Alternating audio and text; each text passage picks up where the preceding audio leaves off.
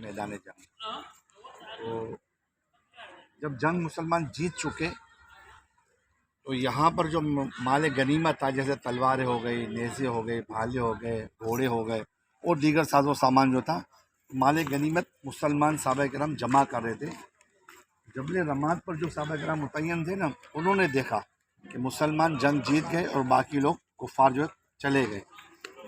تو انہوں نے دیکھا تو انہوں نے جو امیر قافلہ تھے ان کو کہا کہ ہم مال غنیمت اکٹھا کرنے کے لیے جا رہے ہیں، مسلمان جو مال غنیمت جمع کر رہے ہیں. تو جن کو امیر مقرر کیا تھا انہوں نے منع فرمایا کہ جب تک نبی پاک علیہ السلام ہمیں حکم نہیں دیں گے ہم نیچے نہیں جائیں گے. کہا کہ آپ یہیں کھڑے رہے، ہم نیچے جا رہے ہیں مال غنیمت جمع کرنے کے لیے. اس وقت خالد بن ولید رضی اللہ تعالیٰ عنہ مسلمان نہیں ہوئے تھے. پیچھے سے خالد بن ولید جو ہے واپس آئے اور جتنے صحابہ کرام اوپر موجود تھے کم و بیش 5 کے قریب، ان کو شہید کیا. اور شہید کرنے کے بعد اچانک وہ لوگ یہاں مال غنیمت جمع کرنے والوں کے اوپر ٹوٹ پڑے. اس میں 70 کے قریب صحابہ کرام شہید ہوئے. سید الشہداء امیر حمزہ رضی اللہ تعالیٰ عنہ بھی یہاں پر شہید ہوئے.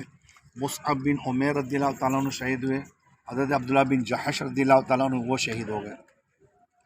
پھر جو ہندا نامی عورت تھی، انہوں نے قسم اٹھائی تھی کہ میں سید الشہداء یعنی امیر حمزہ رضی اللہ عنہ کا مسئلہ کروں گی. مسئلہ یعنی کہ ناک کان وغیرہ وہ شہید کر دوں گی میں. تو ان کا غلام تھا وحشی کو اس نے لمبا خنجر دیا ہوتا کہ اس کو زہر آلود کر کے جیسے تجھے موقع ملے تو امیر حمزہ کو قتل کر دینا معاذ اللہ. تو وحشی کو موقع ملا تو وحشی نے جو ہے وہ سید الشہداء امیر حمزہ کے کلیجے کے اوپر وار کیا، جس سے آپ کو کاری ضرب لگا اور آپ زمین پر تشریف لے کر آئے اور اسی میں آپ کی شہادت واقع ہو گئی. جب ہندا کو پتہ چلا کہ سید الشہداء امیر حمزہ شہید ہو چکے ہیں تو وہ کسی طریقے سے جپٹ کر اوپر گری اور پھر مسئلہ کر دیا، ناک وغیرہ کان وغیرہ ہونٹ یہ شہید کر دیے اور کلیجہ نکال کے چبانا شروع کیا.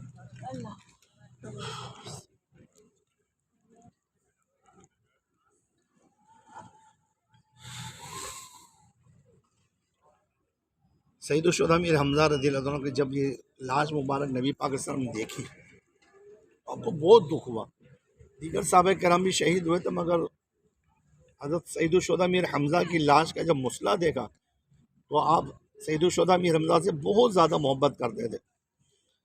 جب یہ مسئلہ دیکھا تو آپ کو بہت رنج ہوا، تکلیف ہوئی اور آپ تشریف فرما ہو گئے. کسی کافر نے تیر چلایا، آپ کا دندان مبارک شہید ہو گیا. پھر نبی پاک علیہ السلام کو صحابہ کرام آگے کی طرف لے کر گئے تاکہ آپ کی حفاظت ہو جائے. جو صحابہ کرام اوپر شہید ہوئے تو ان کے جنازوں کو بھی یہاں پر لایا گیا. صحابہ کرام کی لاشوں کو جمع کیا گیا. حضرت حنظلہ رضی اللہ تعالیٰ عنہ غسل الملائکہ، ان کی شادی کی پہلی رات تھی اور جب اعلان جنگ ہوتا ہے تو آپ گھر سے بغیر غسل کے میدان جنگ میں شریک ہو جاتے ہیں. تو صحابہ کرام حضرت حنظلہ کی لاش کو ڈھونڈتے تو حنظلہ کی لاش نظر نہیں آتی. تو نبی پاک صلی اللہ علیہ وسلم کی بارگاہ میں عرض کرتے کہ یا رسول اللہ حنظلہ کی لاش نظر نہیں آ رہی. تو نبی پاک صلی اللہ علیہ وسلم فرمائے کہ حنظلہ کو اللہ کے معصوم فرشتے غسل دینے کے لیے گئے. جب ایک موقع آیا تو حنظلہ کی لاش دیکھی تو آپ کی جسم سے پانی کے قطرے جاری ہو رہے تھے. سید الشہداء امیر حمزہ رضی اللہ تعالیٰ عنہ کی لاش مبارک حضرت مصعب بن عمیر رضی اللہ تعالیٰ عنہ اور حضرت عبداللہ بن جحش. مصعب بن عمیر رضی اللہ تعالیٰ عنہ وہ صحابی رسول تھے کہ جو 17 سال کی عمر میں مسلمان ہو گئے تھے اور بہت زیادہ مالدار ماں باپ کی اولاد تھے. ان کے لیے جو کپڑے سل کر آتے تھے یمن اور شام سے ان کے کپڑے سل کر آتے تھے. اتنے امیر ترین کے خوشبو لگاتے تو مکی کی گلیاں مہک جاتی تھی.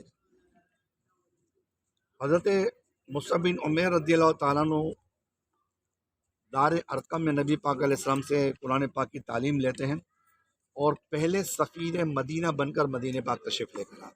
17 سال کی عمر ہے اور یہاں کے تبلیغ فرماتے ہیں، یہاں کے لوگوں کو دین کا پیغام دیتے ہیں. 70 کے قریب لوگ مسلمان ہو جاتے ہیں جس میں زیادہ تر سرداران مدینہ ہوتے ہیں. وہ مسلمان ہونے کے بعد مصعب بن عمیر رضی اللہ تعالیٰ عنہ جب یہاں پر تشریف لاتے ہیں تو جہاں ماں باپ مالدار تھے، ریشمی ان کا بستر ہوتا تھا، مہنگے سے مہنگا کپڑا پہنا کرتے تھے، غربت کا عالم یہاں پر جب تشریف لائے تو ماں مسلمان نہیں ہوتی تھی، ماں نے گھر سے ان کو نکال دیا کہ جا ایسے ہی چلا جا. چچا مسلمان نہیں ہوا تھا تو ان کو چٹائی کے اندر لپیٹ کر الٹا لٹکا کے نیچے مرچوں کی دھونی دیا کرتے تھے، جن کو ان کو بہت تکلیف ہوتی تھی، کہا کہ مجھے چھوڑ دو، میں نبی پاک اسلام کا دامن نہیں چھوڑوں گا۔